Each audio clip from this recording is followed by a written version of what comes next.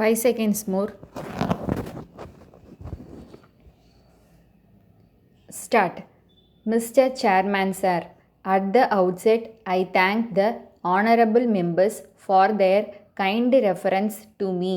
So far as the budget proposals are concerned, the main criticism was not with reference to the various items of expenditure, but that there was no need for the taxation proposals. One honorable member said that a finance minister could not be popular with taxation proposals. I am aware that fresh taxation will not be liked by the people. At the same time, it is not as if I do not have the desire to be popular. If I have brought forward taxation proposals, it is not with any sense of pleasure, but I have done it as a matter of duty. It would have been easy for me to carry on the year without any fresh taxation proposals.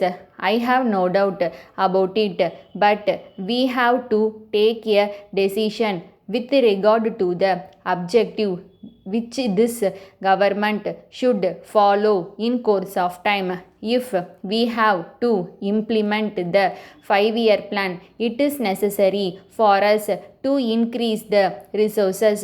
It may be asked whether it is necessary to implement the plan. In this connection, we should remember that there are a large number of people who are starving in this country. I have no doubt that they have been longing for a long time that their condition should improve. It will not be fair to tell them that it does not matter if they suffer for some more years.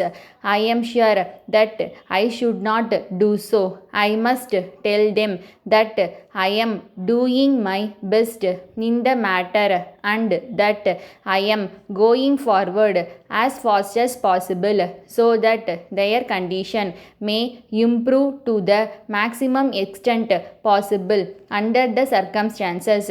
When we come to the conclusion that the government must do their best to raise the standard of living of our people, it is necessary for them to raise revenues as much as possible from those who can afford to pay them. That is why I have come forward with these taxation proposals with a view to seeing that we are in a better position to implement the plan which may raise the standard of living of the people to a great extent.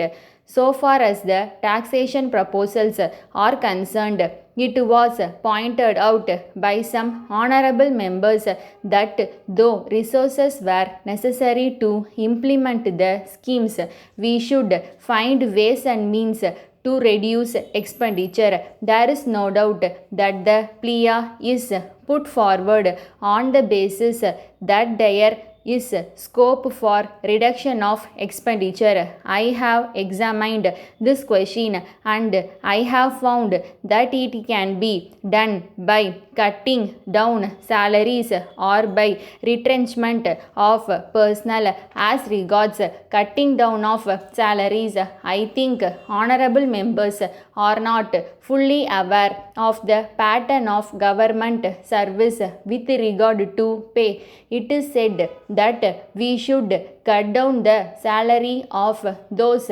drawing high salaries, but I would like to point out that most of them belong to All India service and we cannot make any cut in their scale of pay. Then, when we deal with the question of retrenchment, it should be borne in mind that the higher category of officers are very limited in number.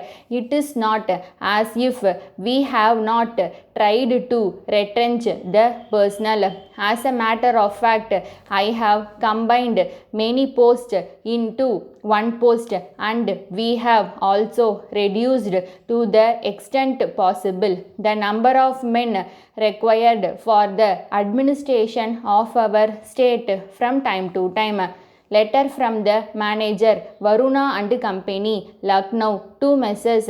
Batmanabha and Company, Bhopal. Dear sirs, I may inform you that I brought your letter before the board of directors at their meeting yesterday, but after some discussion they were obliged to postpone further consideration of the matter until the next meeting of the directors, which will be held towards the end of this month. In this connection, I think the directors will be glad if you set forth your proposals more fully than you have done in your letter. I have to point out that the first cost of the material is very low, but at the same time the question of the additional cost of preparing it for sales and the additional expenditure which will have to be incurred in advertising it will be taken into consideration by the directors.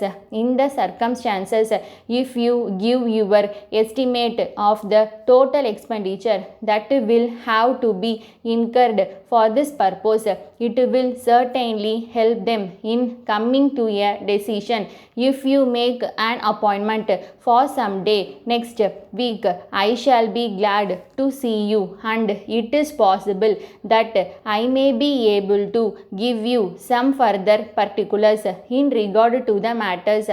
In the meantime, I have great pleasure in enclosing a copy of the director's report published last month. I hope to hear from you at an early date. Yours faithfully, Stop.